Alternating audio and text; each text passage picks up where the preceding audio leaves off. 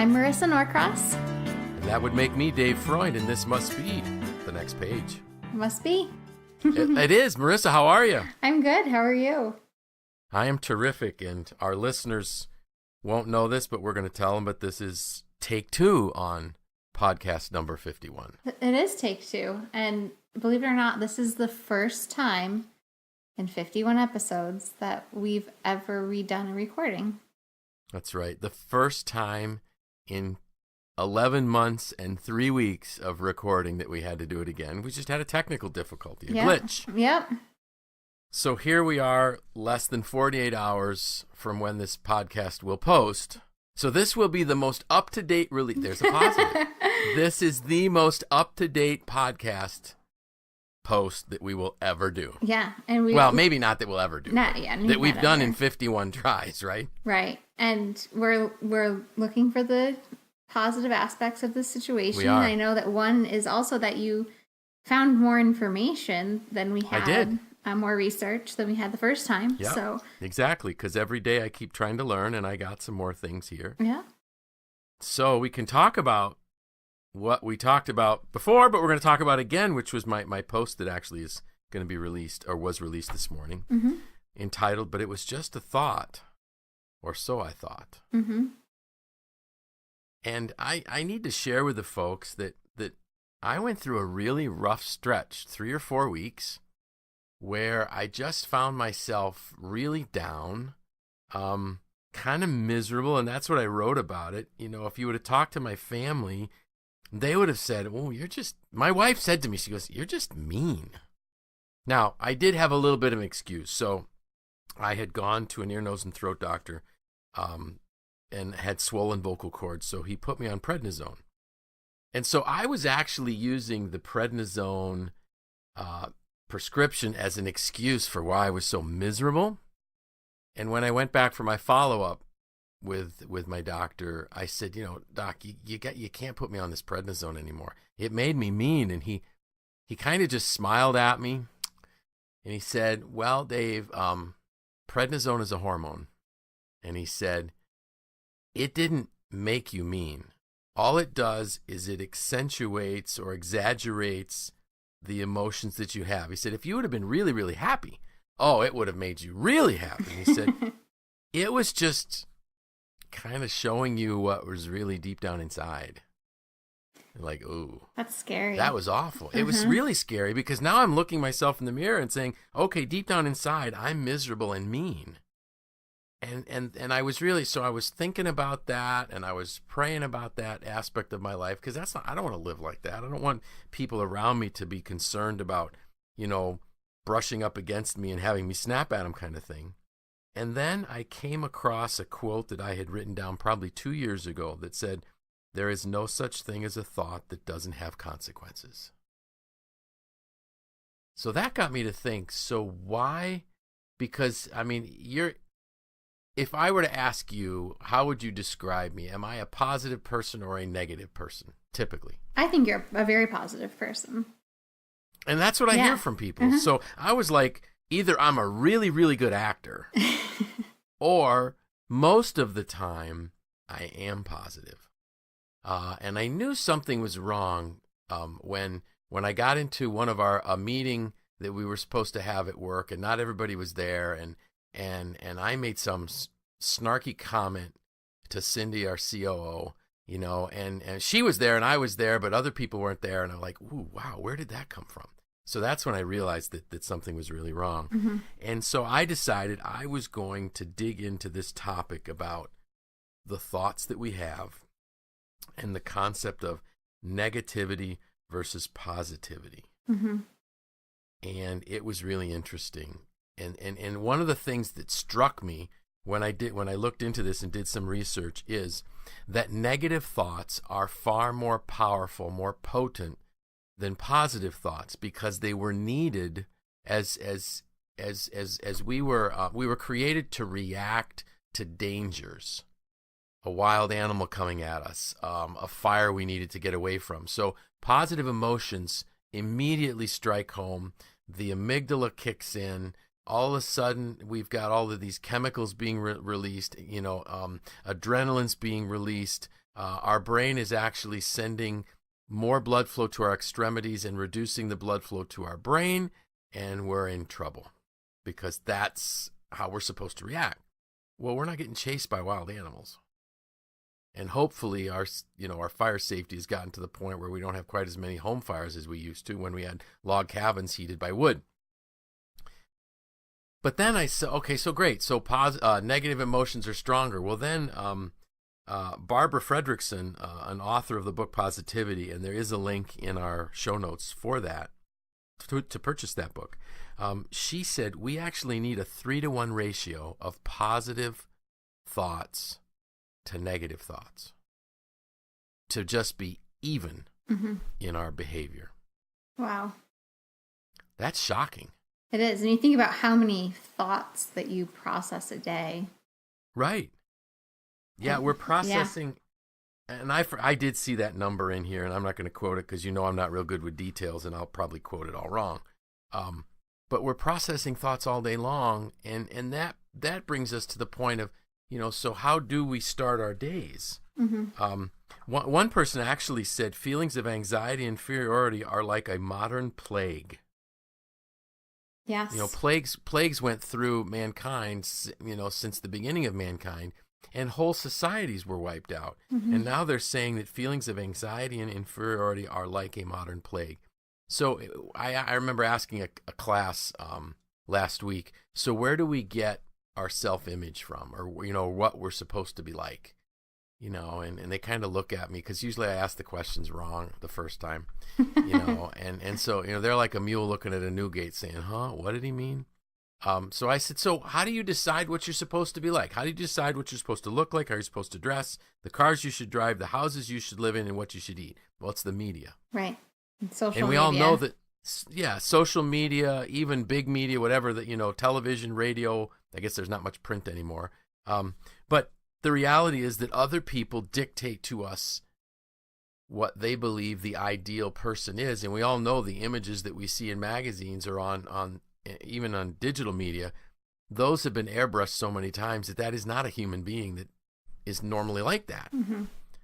So we always are comparing ourselves to a perfect ideal world that doesn't exist. So then the question is, what do we do about it? How do we begin to take control again of our life and our thought life? And we've done some podcasts where I've talked about having your daily affirmations, things like that, finding ways to build positivity into your life. But one of the things that struck me, and I wrote about it in my blog post, was I'm sitting at my desk writing that post, and all I had to do was look up, and to my left were pictures of my family. To my right on my extended monitor was a picture of my son Tim in a boat on Otisco Lake, And I'm thinking, right there, blessings right in front of my eyes. But why would I worry about an email where somebody vented about something rather than looking at these blessings and saying, you know what? I am a really blessed person. I am, rich in more ways than I can count, and dwell on those things. Right.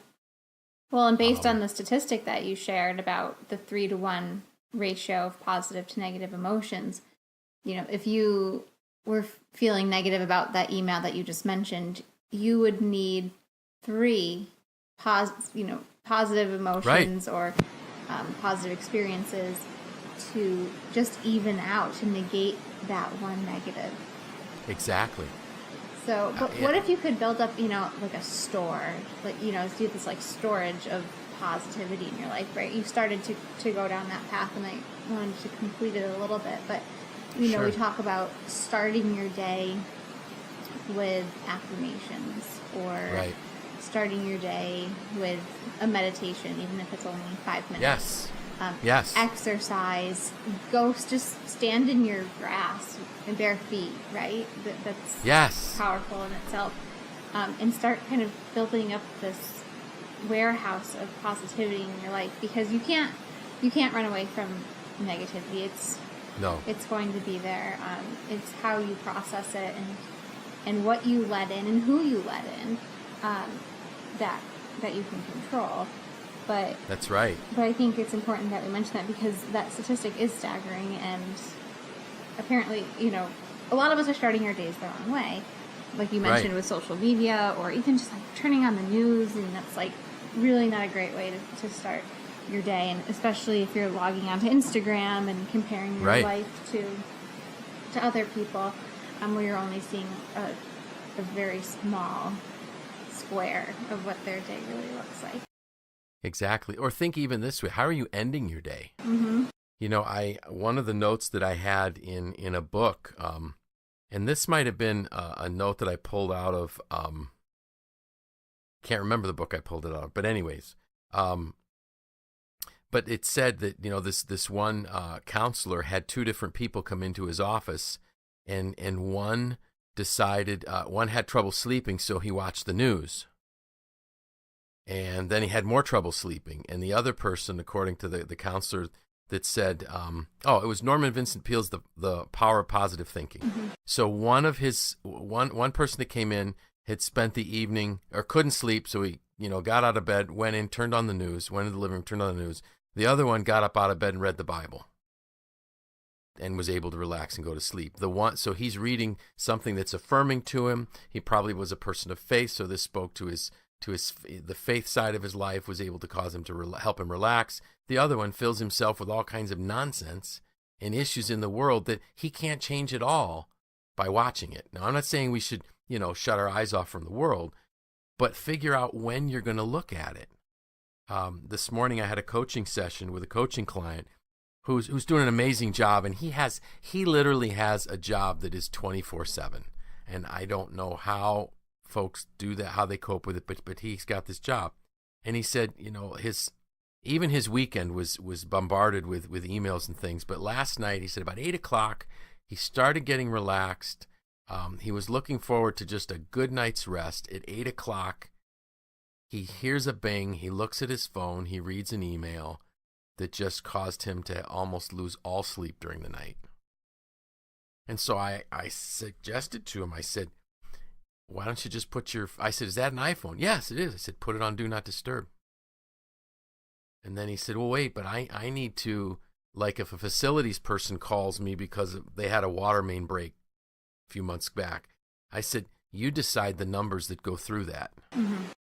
And everything else is blocked. So if there's people like a facilities manager that needs to get a hold of you, do that. But other than that, shut it down so that you can be intentional about, like you said, building this reservoir or whatever of positive things, and block out the negatives when you don't need it, because you don't need it at 8:00 at night. Right. And I've done the same thing. So let's jump back into what could we do. You talked about just standing out in the grass barefoot. Mm-hmm. What does that do for you?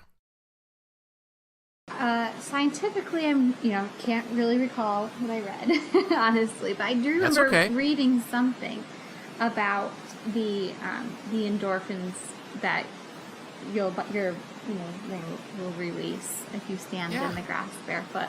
I think it's grounding. It gives you an opportunity to kind of just like take in your surroundings. I think a lot of us miss that in our lives, and I know we can't, unfortunately, where we live. I know we have a lot of listeners in the Georgia area. They might be able to do this year-round. Sure. But for those of us living in central New York, we can't stand in the grass year-round.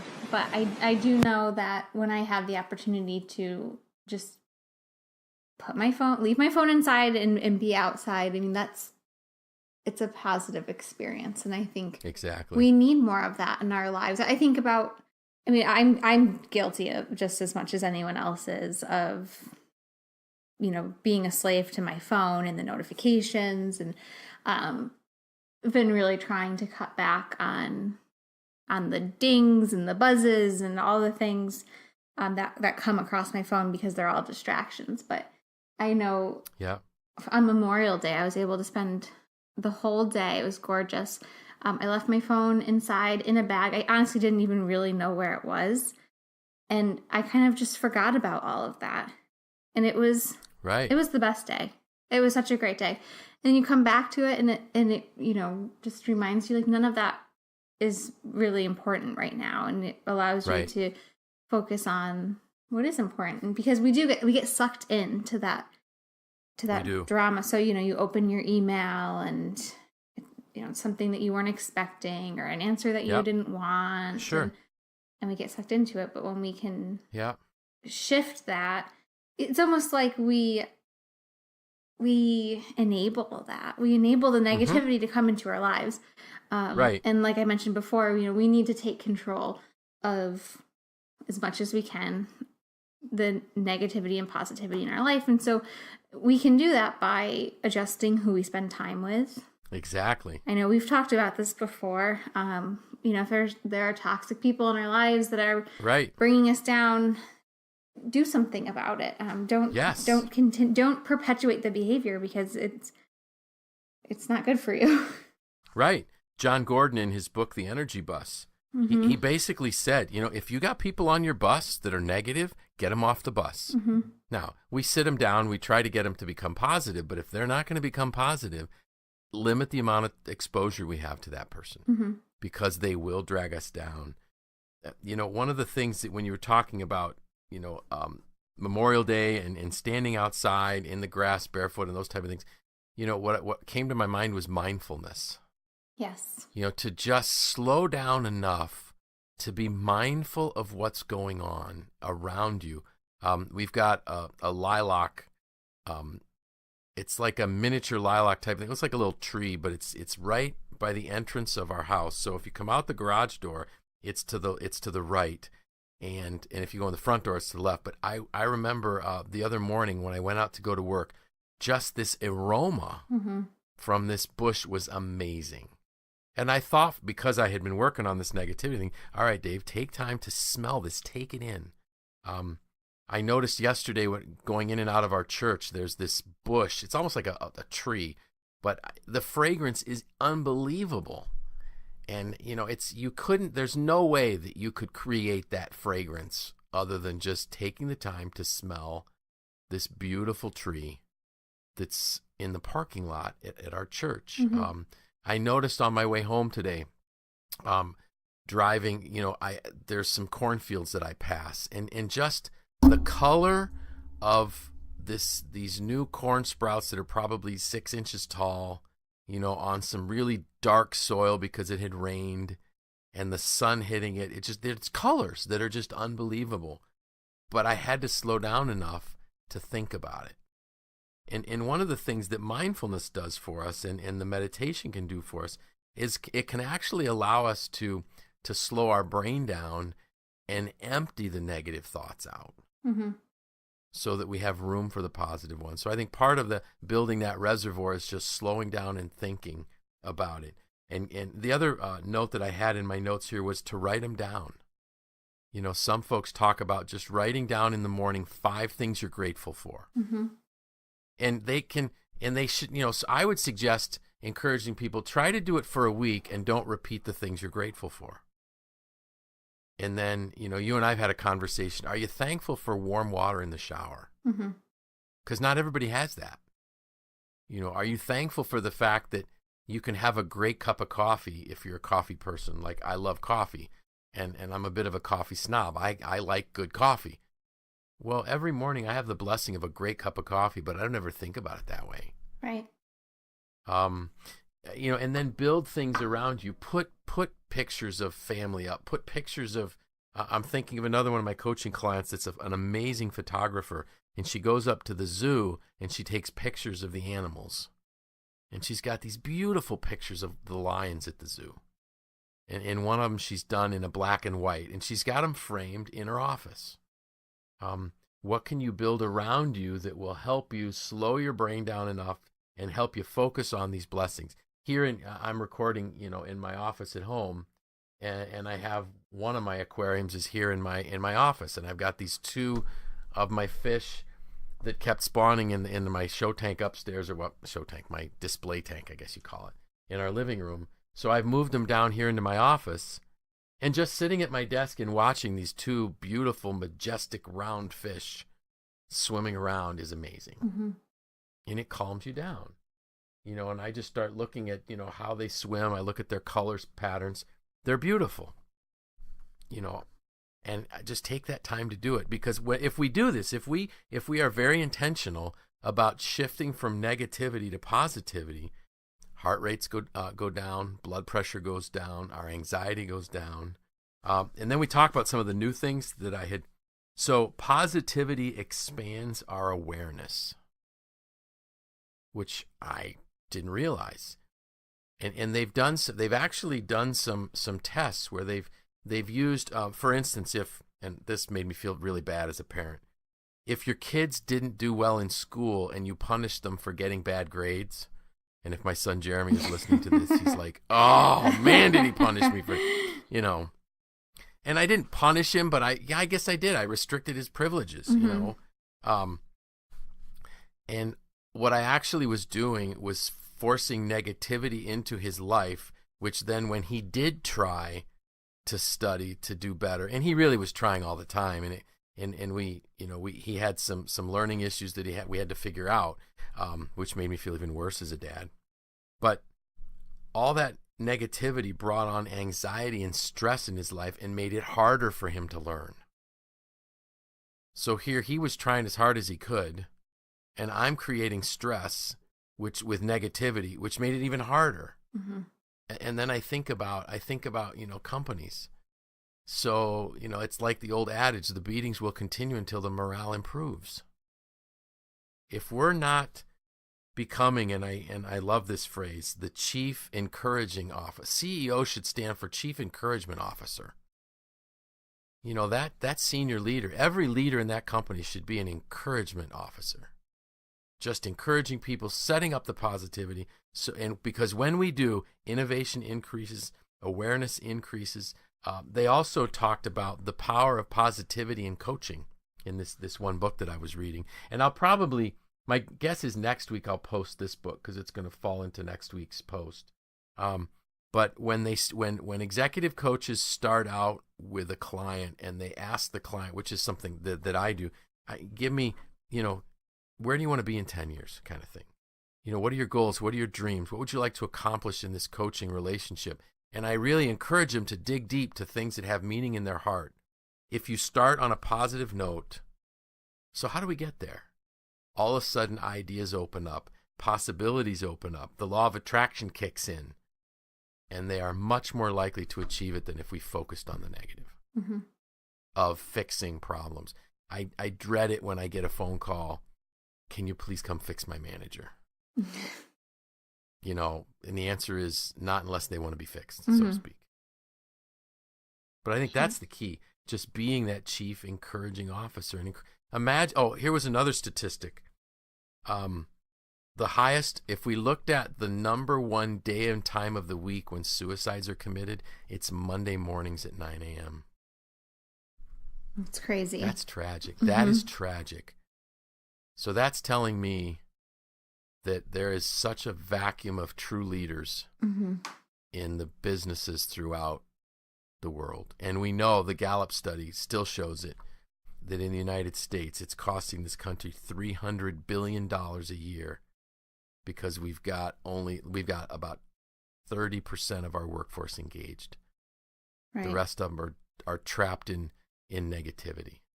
So it's really our responsibility to look at ourselves and look in the mirror and figure out, what kind of person are you at home, at work? Are you positive or are you negative? And what is that doing to the whole? And imagine if you are one of those negative people.